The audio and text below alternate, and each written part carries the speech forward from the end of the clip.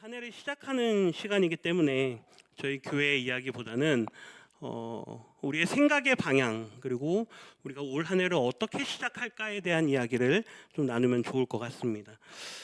새해가 되면 여러 가지 계획들을 우리는 세웁니다. 하나님께서 나에게 무엇을 또 어떻게 그리고 얼마만큼이나 일들을 이루어가게 하실까라는 그런 기대와 함께 사람들이 막 계획들을 세우죠. 근데 성경을 잘 읽어보면 성경은 우리에게 무엇을 할 거냐라는 걸 언제나 먼저 물어보고 있는 것 같지는 않습니다. 그것보다 너의 기준이 무엇이냐라는 걸 우리에게 항상 물어보죠. 잠언서 3장에 보면 너는 마음을 다하여 여호와를 신뢰하고 내 명철을 의지하지 말라라고 말씀합니다.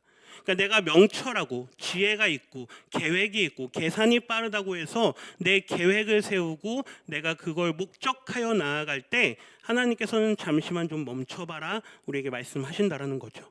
그러면서 6절에 보면 3장 6절에 보면 너는 범사의 그를 인정하라 그가 내 길을 지도하시리라 라고 말씀합니다. 그러니까 하나님께서 우리에게 잠깐만 멈춰볼래? 라고 말씀하는 거죠. 혹시 연초 계획들 다 세우셨습니까? 올해 나는 이렇게 살아야지, 올해 나는 이런 걸 한번 해봐야지, 이런 도전들을 해봐야지. 그런데 오늘 말씀을 함께 나누면서 잠시 우리의 계획과 우리의 생각들을 조금 내려놓고 하나님께서 오늘 우리에게 말씀하시고 원하시는 게 무엇인가, 이런 것들을 한번 같이 좀 고민하고 좀 생각하는 그런 시간이 되었으면 좋겠습니다. 사람들은 계획대로 살아간다라고 이야기를 합니다.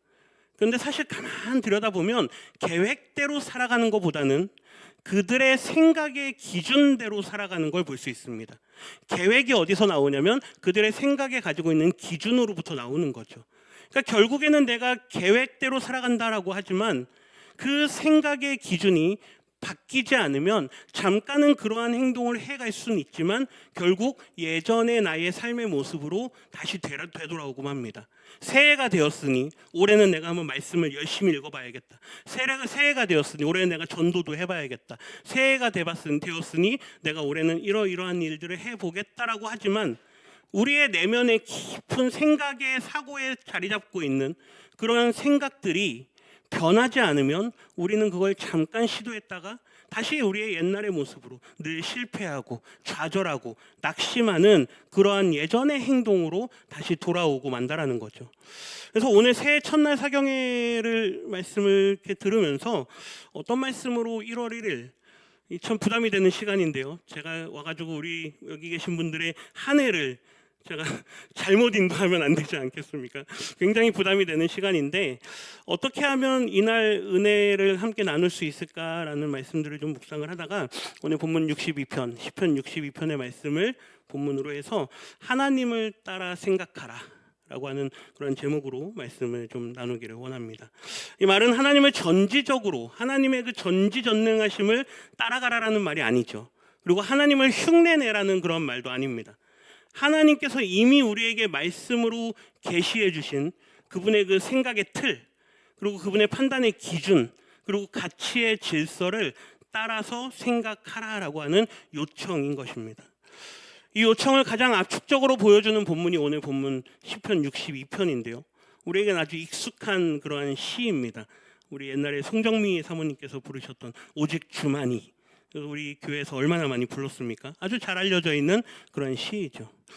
이 시편은 개인의 위로를 넘어서 성경 전체가 우리 하나님을 어떻게 생각하고 있는가를 보여주는 아주 중요한 시편입니다. 그래서 이 표제도 아주 특이한데요. 성경책을 나중에 보시면 거기에 이제 다윗의 시라고 기록이 되어 있습니다. 그러니까 이거는 다윗이 기록했구나. 근데 뒤에가 중요한데요. 인도자를 따라 여두둔의 법칙에 따라 부르는 노래 이렇게 되어 있습니다. 그러니까 인도자가 있다는 얘기예요. 아까 우리 목사님께서 찬양 인도하실 때 우리를 인도에 가시지 않으셨습니까? 어떤 사람이 인도하냐에 따라서 때로는 은혜가 되기도 하고 때로는 죄송합니다. 오늘 좀 힘들었다 이런 경우도 있습니다. 그러니까 인도자가 어떻게 인도하느냐에 따라 다른데 시편은 그러면 왜 인도자를 세웠고 왜 그를 따라 부르게 했느냐라는 걸 잠깐 생각을 해야 됩니다. 대부분의 시편들은 개인의 상황에서 출발을 합니다. 내가 하나님 힘듭니다. 우리 다윗의 고백처럼 내 영혼이 낙심합니다. 나를 대적하는 사람들이 있습니다. 어찌하여 나를 버리셨나이까? 이렇게 개인의 힘든 상황들을 처음에 하나님 앞에 마구마구 노래를 하죠. 다윗의 절망이 그런데 시편을 잘 보면 나중에는 공동체의 기도가 됩니다. 처음에는 그게 개인의 어려움, 개인의 힘듦, 개인의 상처로 시작이 되는데 그 시가 나중에는 공동체의 기도가 됩니다. 왜 인도자를 세우고 인도자를 따라서 부르게 했냐면 이 모든 개인의 고백들이 결국 공동체의 고백으로 이끌어가게 하기 위함이라는 거죠. 개인의 회개가 이스라엘의 회개가 됩니다. 한 사람의 소망이 공동체 전체의 신앙의 기준이 됩니다. 그래서 인도자를 따라 부르게 했다라고 하는 것은 개인의 경험을 이제 공동체의 신앙의 언어로 정제해가는 그런 과정이라는 거죠. 결국 시편은 내가 느끼는 대로 해석하고 내가 느끼는 대로 이해하는 게 아니라는 겁니다. 시편을 우리에게 주신 이유는 하나님을 어떻게 바라봐야 하는가. 시편에 여러 사람들이 시를 기록했는데 그들의 신앙의 개인적인 신앙의 고백이지만 결국 그 개인의 신앙의 고백은 하나님을 우리가 어떻게 바라보고 하나님을 어떻게 인식해야 되는가에 대한 가르침을 우리에게 주기 위해서 기록되었다라는 거죠. 그래서 인도자를 따라 부른다라고 하는 건 그의 기준을 따라서 생각한다. 인도자를 따라 부른다라는 말은 결국 내 마음이 인도자가 되는 게 아니라 결국 내가 인도자가 되는 게 아니라 하나님께서 우리를 이끌어 가시고 하나님께서 이 시를 고백한 시인의 그 신앙의 고백을 따라서 우리가 하나님을 경험하고 하나님을 인식하게 한다라는 일종의 신앙 훈련인 것입니다. 그래서 시편을 읽으실 때 또 찬양을 하실 때 많은 시의 고백들로 노래를 부르실 때 그냥 음에 혹은 멜로디에 거기에 빠지셔서 그 노래가 좋다, 이 찬양이 좋다 이러지 마시고 하나님은 나에게 이 시를 통해서 이 찬양을 통해서 어떤 하나님을 배우기를 원하시는가 이것을 많이 묵상하시기를 주님의 이름으로 부탁드립니다. 제 말이 혹시 빠를까요? 괜찮으시죠? 네. 오늘 이러한 것들을 좀 염두에 두면서 1절부터 8절까지 내용으로 우리가 한 3가지 정도를 좀 살펴보도록 하겠습니다. 첫 번째, 하나님을 따라 생각하라라고 할 때 오늘 1절과 2절에서는 판단의 주체를 바꾸라라고 말씀합니다. 오늘 본문 1절을 한번 보세요. 나의 영혼이 잠잠히 하나님만 바라며 나의 구원이 그에게서 나오는도다. 이 시편 62편이 재미있는 건 이 아크라고 하는 히브리어 아크가 있는데요. 이게 그럼에도 불구하고 이런 겁니다. 근데 이게 이 단어가 1절, 2절, 4절, 5절, 6절에서 반복적으로 쓰여요. 근데 우리말엔 번역을 잘 안 했습니다. 이 아크 엘 엘로힘 하는 건 하나님의 내가 그럼에도 불구하고 오직 하나님 그 하나님을 내가 두미야는 내가 조용하게 침묵하면서 그 하나님 앞에 내가 나아가겠다라는 그런 고백입니다. 그러니까 하나님 앞에 내가 침묵한다라는 건 어떤 여러 가지 어려운 상황들이 나에게 닥쳐올 때 내가 자포자기하고 포기하고 손을 놔버리겠다라는 말이 아니라 다윗의 이 고백은 내가 나를 스스로 구원할 수 없는 아주 처참하고 아주 힘든 그런 상황에서 나는 하나님 앞에 내 입을 열어서 내 방법을 구하지 않고 내 계획을 말씀드리지 않고 하나님 앞에 침묵하겠습니다. 우리가 하나님 앞에 침묵한다라는 건 무엇을 의미하는 걸까요? 하나님의 뜻을 듣겠다라는 겁니다. 하나님의 뜻을 내가 듣기를 원합니다. 하나님, 내가 그동안에 많은 말들을 했는데 내가 하나님 앞에 기도하면서 얼마나 많은 말들을 쏟아놨습니까? 그런데 하나님, 내가 이제는 둠이야. 나는 하나님 앞에 침묵하겠습니다. 하나님 앞에 침묵을 선택하면서 내가 아무 생각도 안 하고 내가 손을 놔버리는 게 아니라 현실을 외면하면서 그런 침묵을 선택한다는 게 아니라 모든 나의 판단들을 멈추고 이제 판단의 주체가 내가 아니라 이제 판단의 주체를 하나님 당신에게로 이양하겠습니다. 하나님, 당신이 내 인생에 일어나고 있는 이 모든 일들의 판단자가 되시고 하나님 당신께서 나에게 선한 길을 보여주십시오라고 고백하고 있다는 겁니다. 자, 한번 따라해 주시겠습니까? 둠이야. 다시요. 둠이야. 네, 침묵이라는 단어의 명사인데요. 하나님 앞에 침묵하겠습니다. 옆에 있는 사람이 자꾸 말이 많잖아요. 어떻게 할까요? 둠이야. 네, 침묵하라. 나는 지금 당장 결론을 내리지 않겠다.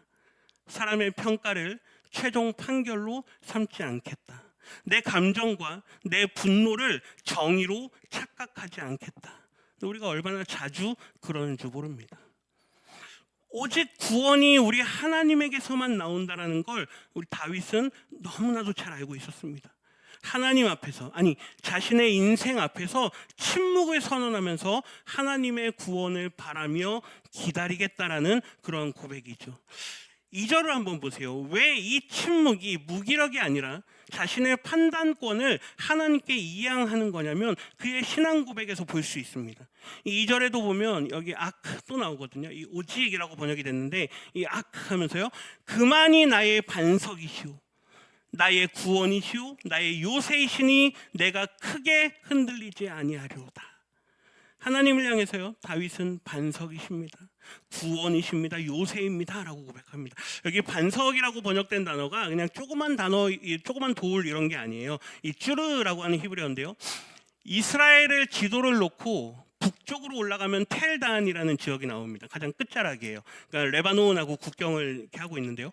거기서부터 이제 쭉 내려옵니다. 좌측으로는 지중해가 있고요. 쭉 내려오다 보면 우리가 잘 아는 갈릴리를 만나게 됩니다.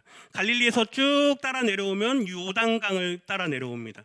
그리고 요단강을 쭉 따라 내려오다 보면 사해를 만나죠. 그리고 그 사해의 중간쯤에 엔게디라는 곳이 있습니다. 그리고 쭉 계속 내려오면 이제 광야들을 만나게 됩니다. 그 광야들을 다닐 때마다 만약에 위에서 내려온다 그러면 좌측으로는 갈릴리, 그 다음에 요단강, 사해를 운전해서 내려간다 그러면 좌측으로 끼고 우측으로 보이는 바위산들이 어마어마하게 많이 있거든요. 거기가 다 쭈르입니다. 그러니까 다윗이 목동 때 그리고 사울 왕으로부터 도망 다닐 때 자기 아들 압살롬으로부터 쫓김을 당할 때마다 다윗은 그 쭈르들을 다니면서 자신의 몸을 피했던 거죠. 자신의 젊었을 때 또 왕이 되었을 때 또 아들에게 쫓김을 당하는 그 시간대마다 언제나 그 쭈르라고 하는 반석은 나의 피난처가 되어 왔습니다. 다윗은 자신의 인생의 그 경험들을 바라보면서 하나님은 어떤 분이냐? 하나님은 언제나 저기 계시는, 하나님은 언제나 내가 찾아갈 수 있는, 내가 언제나 피할 수 있는 나의 반석과 같은 분이시다. 그리고 그 반석이 요새의 역할을 합니다. 사울이 다윗을 찾으려고 했지만 못 찾잖아요. 네.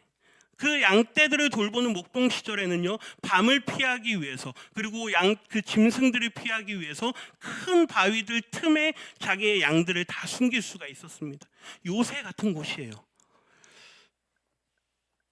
하나님께서 오늘 다윗에게 하나님은 어떤 분이시냐를 그의 인생 전체를 통해서 보여주셨습니다. 나는 너에게 저 쭈르와 같은 하나님이다. 나는 반석과 같은 하나님이고 나는 변하지 않는 하나님이다라는 걸 다윗은 계속 경험해 왔던 거예요. 그래서 그는 내 인생에 어려움이 찾아오고 고난이 찾아오고 힘든 일이 찾아왔을 때 나는 내 계획을, 내 생각을 하나님 당신에게 아뢰지 않겠습니다. 나는 하나님 당신 앞에서 뭐 하겠습니다? 둠이야, 침묵하겠습니다. 왜요? 하나님은 언제나 나에게 신실하신 분이셨기 때문입니다. 흔들릴 수는 있습니다. 그런데 다윗의 고백 2절을 다시 보세요. 내가 흔들리긴 하지만 어떻게 해요? 크게 흔들리지는 않겠다. 흔들리지 않는다가 아니에요. 흔들릴 수 있다는 이야기입니다. 우리 인생이 얼마나 흔들립니까? 그런데 다윗은 내가 흔들릴 수는 있으나 하나님 앞에 나는 크게 흔들리지 않겠다. 여러분, 우리의 생각에 지배당하지 않으시기를 부탁드립니다. 생각을 많이 하면요, 그 생각에 압도돼요. 이 문제를 계속 생각하면 내가 문제에게 지배당하고 맙니다. 그런데 다윗은 그의 문제 앞에서 그 문제보다 더 크신, 변함이 없으신 쭈르와 같은 그 하나님, 위대하신 하나님을 경험했기 때문에 그 문제들 앞에 의연할 수가 있었다라는 거죠. 이스라엘 백성들이 애굽에서 나옵니다. 출애굽할 때 애굽에서 나왔습니다. 뒤에서는 누가 쫓아옵니까? 애굽의 전차들이 쫓아옵니다. 앞에는 뭐가 가로막혀 있습니까? 홍해가 가로막혀 있습니다. 이스라엘 백성들이 원망을 합니다. 우리를 죽이려고 그러냐? 바다에 다 빠뜨려 죽이려고 하느냐? 모세가 담대하게 믿음으로 선포를 합니다. 출애굽기 14장에 보면 너희는 두려워하지 말고 가만히 서서 여호와께서 오늘 너희를 위하여 행하시는 구원을 보라.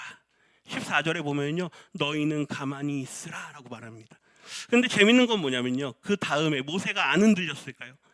말씀을 보면 모세가 백성들을 향해서 두려워하지 마라, 하나님께서 당신들을 위해서 싸우실 겁니다 라고 선포를 했습니다. 그런데 하나님 앞에 가가지고 계속 기도합니다. 하나님 어떡합니까? 하나님 어떡합니까? 하나님 어떡합니까? 15절에 보면 그 바로 14절에서 너희는 가만히 있으라 그랬는데 15절에 가면 하나님께서 그럽니다. 모세야 너 왜 그러냐? 그러면서요, 여호와께서 모세에게 이르시되 너는 어찌하여 내게 부르짖느냐? 이게 무슨 말일까요? 백성들 앞에서 담대하게 선포를 했습니다. 우리 목사님들 여기 많이 계시는데요, 설교할 때는 교회의 문제 여러 가지 어려움들이 있을 때 담대하게 선포합니다. 그럴 수밖에 없잖아요. 목사님마저 흔들리면 안 되니까. 그런데 뒤에 내려가면 어떻습니까? 얼마나, 그렇죠? 그 문제들을 어떻게 해결해야 되나 흔들립니다. 그런데 크게 흔들리진 않습니다. 하나님께서요, 모세에게요, 너는 어찌하여 내게 부르짖느냐? 그러면서요, 이스라엘 자손에게 명령하여 앞으로 나아가게 하고 지팡이를 들고 그 손을 내밀어 바다 위로 내밀어 그것이 갈라지게 하라라고 말씀하세요. 그러니까 모세가 안 흔들린 게 아니에요. 우리 인생들은 연약하기 때문에 어려움이 찾아오고 힘들고 하면 우리는 흔들릴 수밖에 없는 인생들이라는 거죠. 그런데 모세의 나중을 한번 보시겠습니까? 이스라엘 백성들과 함께 40년의 광야 생활을 합니다. 그 기간 동안 얼마나 이스라엘 백성들의 연약함을 보는지 몰라요. 조금만 힘들면 우리가 죽으려고 여기를 데리고 나왔느냐, 우리를 여기서 죽이려고 이렇게 데리고 나왔느냐, 하나님의 자존심을 계속 깎아내립니다. 그 세월에 40년을 했어요. 그러고 나서 그의 마지막 고별 설교인 신명기에 보면 32장까지 쭉 앞에 30장까지 그의 설교들을 쭉 해나갑니다. 그리고 32장이 노래인데요, 32장 4절에 보면 그는 반석이시니 그가 하는 일이 완전하고 그의 모든 길이 정의롭고 진실하고 거짓이 없으신 하나님이시니 공의로우시고 바르시도다. 여기 그는 반석이시니 이게 쭈르예요. 이스라엘 백성들과 그 광야들, 바란 광야, 신 광야, 얼마나 많은 광야들을 다녔는지 몰라요. 그게 다 쭈르들이에요. 그러니까 그곳에서 그가 만난 하나님은 어떤 하나님이었느냐? 지난 40년 동안 나에게 반석과 같은 하나님이셨습니다. 하나님은 변하지 않으셨습니다. 언제나 그가 하신 일은 완전하고 모든 길이 정의로웠습니다. 그걸 노래로 부르는 거예요. 여러분, 누가 이런 고백을 할 수 있습니까? 버티는 사람이 할 수 있는 줄 믿습니다. 흔들릴 수 있어요. 넘어질 수 있어요. 아까 우리 말씀하실 때 2025년 그 믿음으로 살아가는 게 아니라 2026년 우리에게 주시는 새로운 믿음으로 살아가는데 우리는 그럼에도 넘어질 수 있습니다. 쓰러질 수 있습니다. 그런데 하나님께서는 우리를 크게 흔들리지 않게 붙들어 주시는 줄 믿습니다. 잠언서 20장 22절에 보면 너는 악을 갚겠다고 말하지 말고 여호와를 기다리라. 그가 너를 구원하시리라. 때로는 억울한 일도 당합니다. 누명도 씁니다. 모함도 당합니다. 내가 생각지 않았던 일들이 내 인생에 마구마구 찾아옵니다. 그런데 내가 그걸 내가 갚겠다라고 하는 게 아니라 하나님은 우리에게 여호와를 기다리라라고 말씀합니다. 하나님께서 일을 이루실 줄 믿습니다. 그래서 오늘 새해 첫날 우리가 해야 될 첫 번째 결단은 올해 내 모든 상황, 내 삶에서 판단을 하실 분은, 내 인생을 판단하실 분은 사람도 아니고 상황도 아니고, 요즘에 내 인생의 주인은 나다라고 말하는데요, 나도 아니고 오직 하나님 한 분이십니다라는 그 고백을 하시기를 주님의 이름으로 부탁드립니다. 이 고백이 없으면요, 우린 자꾸 사람의 눈치를 봐요. 사람의 눈치를 보면서 그게 하나님의 뜻인 줄 압니다. 내 감정을 성령님의 음성으로 착각을 합니다. 당장의 결과를 하나님의 판결인 것처럼 착각을 합니다. 어떤 일이 안 됐습니다. 하나님이 나를 버리셨나 보다. 아니요. 어떤 일이 잘 됐습니다. 내가 하나님께 복 받았나 보다. 아닙니다. 이 모든 되어진 상황들을 우리는 이렇게 잘라서 이야기할 수가 없어요. 하나님은 끝까지 우리의 인생을 책임져 가시는 줄 믿습니다. 그래서 작년에 잘 안 됐다고 해서 슬퍼하지 마십시오. 작년에 너무 잘 됐다 그래서 너무 기뻐하지도 마십시오. 오직 우리의 인생을 책임지시는 분은 하나님이십니다. 그거면 만족인 줄 믿습니다. 하나님을 따라 생각한다는 것은 무엇보다도 우리의 판단의 주체를 바꾸는 일인 줄 믿습니다. 여러분의 판단을 유보하시기를 주님의 이름으로 부탁드립니다. 우리가 너무 빨리 판단해요. 너무 빠르게 결정해요. 그런데 하나님께서는 우리에게 한번 잠깐 기다려보지 않을래? 조금 좀 숨을 좀 쉬어보지 않을래? 한 발만 좀 늦춰보지 않을래? 속도를 조금만 낮추자. 하나님께서는 우리에게요, 얼마나 많은 기다림을 말씀하시는 줄 모릅니다.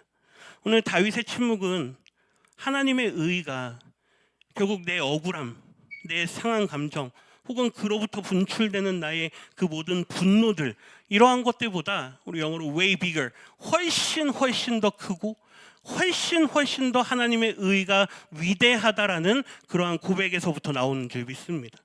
바라기는 하나님을 신뢰하시고 그분을 잠잠히 바라보기를 선택하시는 이 한 해가 되시기를 주님의 이름으로 부탁드립니다.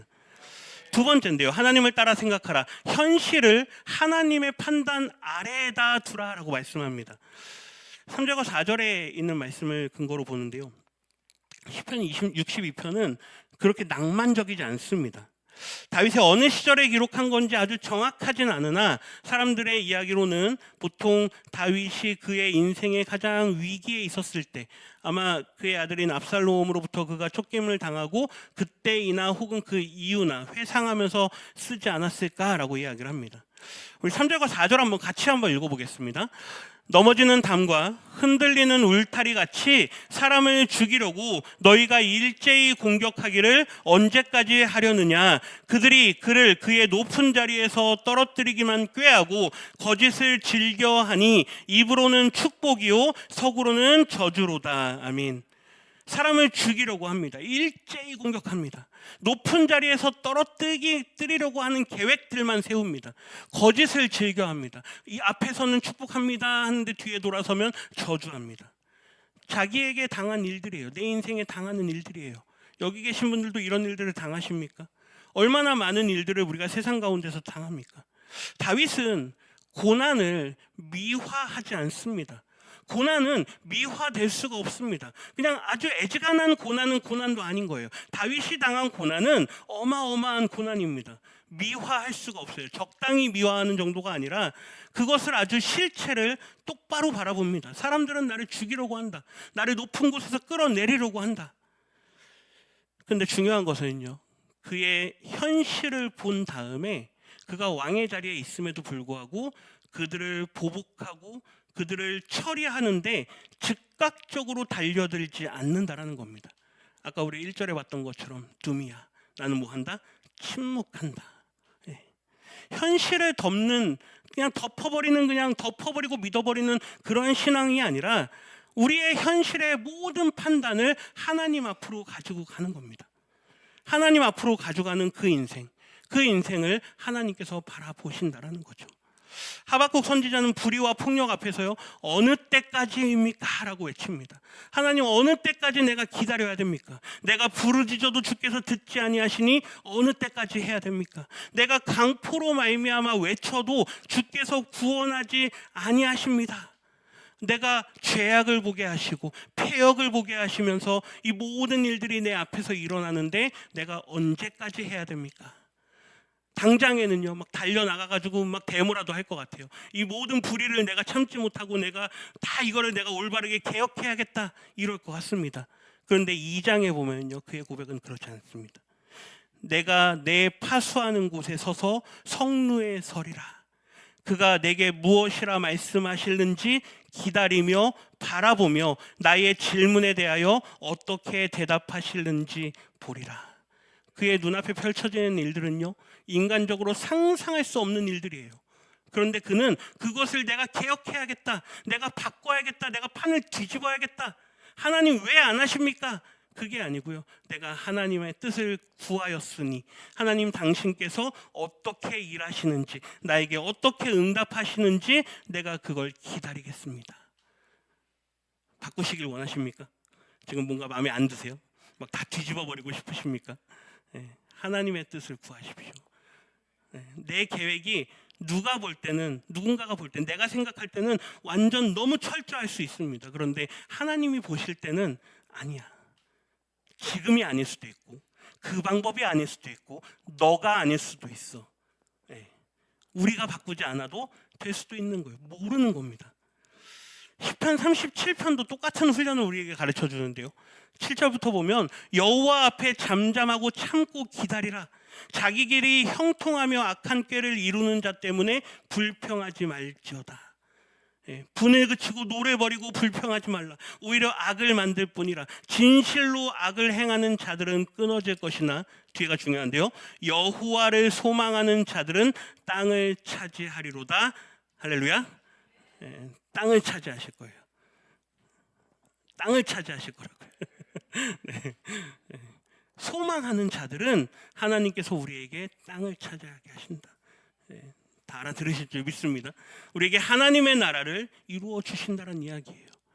잠잠함은 아무것도 안 하는 태도가 아닙니다. 악의 방식으로 내가 싸우지 않겠다라는 결단이에요. 그들의 방식과 똑같은 방식으로 내가 대하지 않겠다라는 결단입니다. 신약에서 예수님이 그의 모습을 보면 헤롯이 여러 말로 예수님에게 막 물어봅니다. 그런데 예수님은 아무 말씀도 안 해요. 그러니까 오히려 바리새인들, 대제사장들이요, 예수님의 죄를 막 이야기를 합니다. 그 모습을 보면서 베드로 사도가 이렇게 고백해요. 그리스도도 너희를 위하여 고난을 받으사 너희에게 본을 끼쳐 그 자취를 따라오게 하려고 하셨느니라. 그런데 뒤에 보면 고난을 당하시되 위협하지 아니하시고 오직 공의로 심판하시는 이에게 부탁하셨다. 예수님조차도요, 그가 말씀만 하면 그들을 다 쓸어버릴 수 있으나 그에게 불의를 행하는 자들 앞에서 하나님의 공의를 이루기 위해서 그분에게 부탁했습니다. 예수님도 그러셨다고요. 근데 우리가 뭐라고 내가 해야겠다 이럽니까? 지금이 전부가 아니라 판단은 누구에게 있다고요? 하나님께 있다. 다윗의 침묵은 현실을 회피하는 게 아닙니다. 이 현실은 하나님 앞에 그대로 올려드리되 그것에 대한 응답은 누구에게 있습니다? 하나님께 있습니다를 믿음으로 고백하는 선언인 줄 믿습니다. 마지막 세 번째인데요, 하나님을 따라 생각하라. 소망은 감정이 아닙니다. 내가 조금 뭔가 좋은 것 같으면 자꾸 기대가 됩니다. 우리는 그걸 착각해요. 소망이라고. 아니요, 소망은 방향인 줄 믿습니다. 우리가 방향을 누구에게 도느냐에 따라서 우리의 소망이 온전해지는데요. 5절부터 7절까지 말씀 보면 아크를 계속 사용해요. 나의 영혼아 잠잠히 누구만 바라라? 하나님만 바라라. 물은 나의 소망이 누구로부터요? 그로부터요. 하나님으로부터 나온다고요. 오직 그만이 나의 반석이시오 나의 구원이시오 나의 요새이시니 내가 흔들리지 아니하리로다.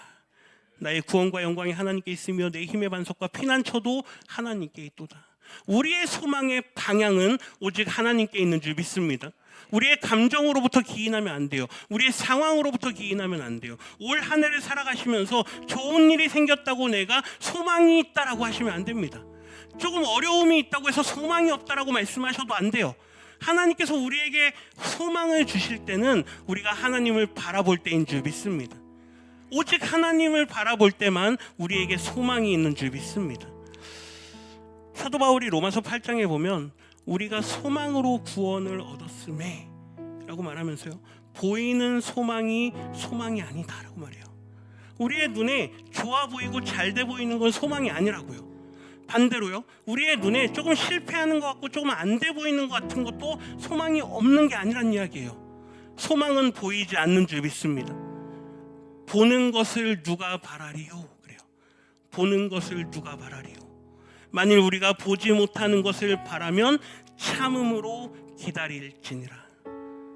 시편 62편은 우리에게 하나님의 생각을 따라가라라고 말씀하는 거예요. 우리의 생각으로 하나님의 생각보다 앞서가라는 게 아닙니다. 하나님께서 우리에게 기다리라 말씀하면 우리는 기다리겠습니다. 하나님께서 우리에게 가자라고 말씀하면 하나님 뒤도 돌아보지 않고 주님을 따르겠습니다라고 하는 그 고백을 배우라라는 거예요. 우리는 신앙생활을 한다라고 합니다. 그런데 배우지 않고 합니다. 하나님께서 우리에게 가르쳐 주시는 그분의 생각을 따라서 살아가야 되는데 자꾸 내 감정으로부터 내 생각을, 내 판단을, 내 결정을 만들어냅니다. 하나님은 오늘 우리에게 너는 나를 따르라라고 말씀하시는 줄 믿습니다. 그게 제자예요. 스모 야클루테우, 너는 나를 따르라. 예수님께서요, 너는 나를 따르라라고 말씀하세요. 그분의 모든 삶의 모습들을, 그분의 공생애를 그대로 닮으라라고 말씀하세요. 근데 우리는 그분의 모습과는 정반대로 살아갑니다. 내 경험이 앞서고, 내 생각이 앞서고, 나의 이익이 앞서고, 나에게 뭔가 도움이 되는 게 있다면 그게 은혜라고 생각을 합니다. 우리의 판단의 주체를 하나님께로 돌리시기를 주님의 이름으로 부탁드립니다. 우리 8절 읽고 마칠 텐데요. 우리 8절 다 같이 한번 읽겠습니다. 백성들아, 시시로 그를 의지하고 그의 앞에 마음을 토하라. 하나님은 우리의 피난처시로다. 아멘. 엘로힘 마하셀라누라고 하는 건 하나님은 우리의 피난처이십니다.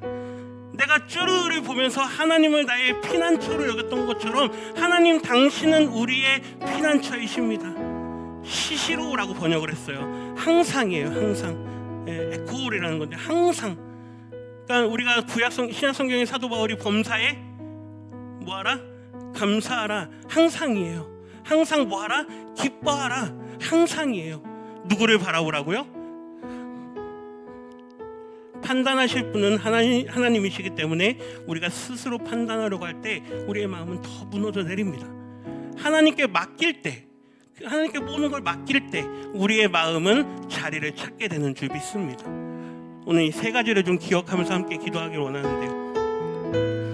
하나님, 2026년 우리의 모든 판단의 주체를 내가 아니라, 상황이 아니라, 누군가의 말이 아니라 하나님께로 돌리기를 원합니다. 이 혼란스러운 이 모든 현실도 하나님의 판단 아래에 두기를 원합니다. 근거가 될 수 없는 세상에 소망을 두지 않고, 우리의 감정에 소망의 근거를 두지 않고 오직 하나님만을 바라보면서, 오직 하나님만을 바라보는 그 방향성에 근거하며 우리의 소망을 두겠습니다. 조금은 더딜 수도 있고 안 되는 것처럼 보일 수도 있지만, 여전히 환경이 안 바뀌는 것 같을지라도 방향성이 맞다면 신뢰하면서 하나님을 따라 생각하며 한 걸음 한 걸음 뚜벅뚜벅 이 한 해를 살아가겠습니다. 오늘 이 고백이 저와 이 자리에 있는 우리 모든 분들의 고백이 되기를 원합니다. 우리 함께 말씀을 생각하면서 결단하며 우리의 마음을 토하며, 주님은 나의 피난처이십니다. 주님은 나의 반석이십니다. 우리 함께 주여 한번 외치고 통성을 합치면서 기도.